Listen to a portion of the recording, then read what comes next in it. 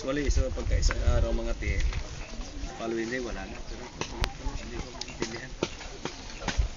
Wala man din akong time. Ay, meron ay ko. Okay, may suyo nga ako, Neng. Ay, Tagalog, English. English, o sige, dyan na lang sa iyo. Okay na lang muna pala. Alright, dyan sa inyong invitation, nakasulat dyan kung ano ang ating pag-uusapan sa hapong ito, no? Tingnan nyo, na yung oras. Wala na sa hindi na nasunod yung oras kasi actually, one ito, simultaneous, ano?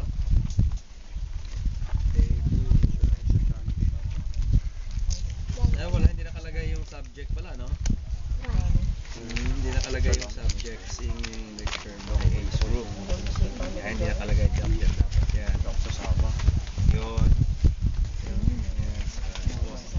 Hindi nakalagay. Anyway, ang ating pag-uusapan ay nakabase dito sa 1 Timothy chapter 4 verse 12 at basahin ko at mamaya ay ating balikan yung mga naunang versikulo.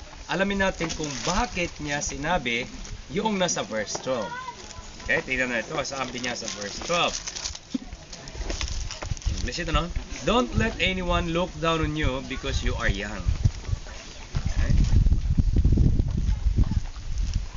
But set an example for the believers in speech, in life, in love, in faith, and in purity.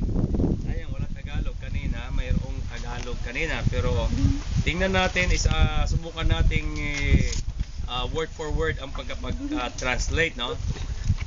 Huwag hayaan na hamakin ang inyong kabataan. Ngunit, sa halip, but, pero, subalit, datapwat, hindi. Ngayon may Tagalog. Alam niyo ba na apo ko na yan?